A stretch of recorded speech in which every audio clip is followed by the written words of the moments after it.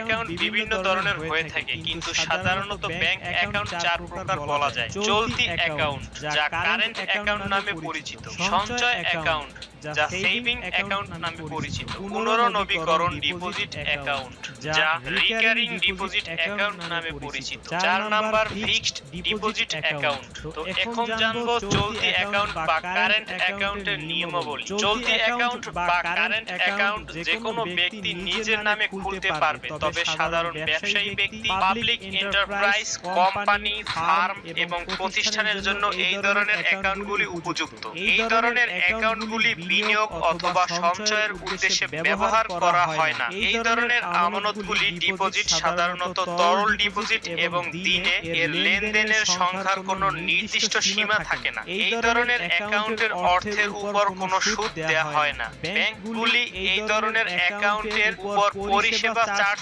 ধার্য করে থাকে। চলতি অ্যাকাউন্টগুলিতে কোনো নির্দিষ্ট মেয়াদ নেই। কারেন্ট অ্যাকাউন্ট বা চলতি অ্যাকাউন্ট করার জন্য আপনি নগদ card, debit card, guarantee card এবং চেকবুক দেবে এবং পাশাপাশি ওভারড্রাফটের সুবিধা প্রদান করবে। তো এখন জানবো আমরা সঞ্চয় অ্যাকাউন্ট বা সেভিং অ্যাকাউন্ট সম্পর্কে। সঞ্চয় অ্যাকাউন্ট ভবিষ্যতে সঞ্চয়ের উদ্দেশ্যে ব্যবহার করা হয়। কোনো ব্যক্তি একক বা জয়েন্ট সঞ্চয় অ্যাকাউন্ট খুলতে পারবে। বেশিরভাগ বেতনভোগী ব্যক্তি, পেনশনকারী এবং শিক্ষার্থীরা সঞ্চয় অ্যাকাউন্ট ব্যবহার করে। এই ধরনের অ্যাকাউন্ট খোলার সুবিধা হলো ব্যাংক এই অ্যাকাউন্টের উপর সঞ্চয়ের জন্য সুদ প্রদান করে। সুদের হার দৈনিক, সাপ্তাহিক অথবা মাসিক বা বার্ষিক ভিত্তিতে হতে পারে। সঞ্চয় অ্যাকাউন্ট হোল্ডাররা তাদের প্রয়োজন মতো জমা রাখা অর্থ তুলে নিতে পারে।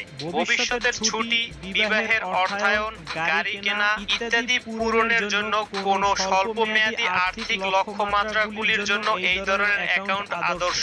সঞ্চয় অ্যাকাউন্টে সুদের আয়ের হার 4% অথবা 6% পাওয়া যায়। এই ধরনের অ্যাকাউন্টে ডিপোজিটের পরিমাণ এবং সংখ্যার কোনো সীমাবদ্ধতা নেই। কিছু কিছু ব্যাংক অ্যাকাউন্টটি কার্যকর রাখতে ন্যূনতম অর্থের পরিমাণ বজায় রাখতে সুপারিশ করে। এই অ্যাকাউন্টগুলি সাধারণত চেক প্রদানের সুবিধা বহন করে। পুনর্নবীকরণ ডিপোজিট অ্যাকাউন্ট। আমরা এখন জানব পুনর্নবীকরণ ডিপোজিট অ্যাকাউন্ট সম্পর্কে। পুনর্নবীকরণ ডিপোজিট অ্যাকাউন্ট সাধারণত নির্দিষ্ট সময়সীমার জন্য কিছু পরিমাণ অর্থ সঞ্চয় এবং উচ্চ সুদের হার অর্জনের জন্য খোলা হয়। এই ধরনের অ্যাকাউন্ট একটি নির্দিষ্ট পরিমাণ যা নির্দিষ্ট পরিমাণ অর্থ নির্দিষ্ট সময়ের জন্য প্রতি মাসে জমা দেওয়া হয় এবং নির্দিষ্ট সময়ের শেষে সুদ সহ মোট পরিমাণ অর্থ প্রদান করা হয়। এই ডিপোজিটের মেয়াদ অন্তত 6 মাস এবং সর্বাধিক 10 বছর। সুদের হারগুলি সময়কাল এবং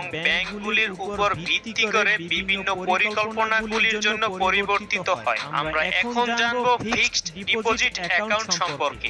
fixed deposit account FD account নামেও পরিচিত। নির্দিষ্ট সময়ের জন্য একটি নির্দিষ্ট পরিমাণ অর্থ ব্যাংকে জমা হয়। এই মেয়াদে জমা দেওয়ার অর্থ মেয়াদ শেষ হওয়ার আগে প্রত্যাহার করা যাবে না। তবে প্রয়োজনের ক্ষেত্রে আমানতকারী পেনাল্টি পরিশোধ করে অনির্দিষ্টকালের জন্য নির্দিষ্ট আমানত বন্ধ করার জন্য অনুরোধ করতে পারেন। শাস্তি পরিমাণ ব্যাংকের সাথে পরিবর্তিত হয়। একটি উচ্চ সুদের হার নির্দিষ্ট আমানতের উপর পরিশোধ করা হয়। নির্দিষ্ট আমানতের জন্য প্রদেয় সুদের হার পরিমাণ, সময়সীমা এবং ব্যাংক থেকে ব্যাংক পর্যন্ত পরিবর্তিত হয়। সার কথা, বেশিরভাগ অ্যাকাউন্ট বিভিন্ন উপায়ে অ্যাক্সেস করা যেতে পারে। ব্রাঞ্চের মাধ্যমে, ইন্টারনেটের মাধ্যমে অথবা টেলিফোনের মাধ্যমে।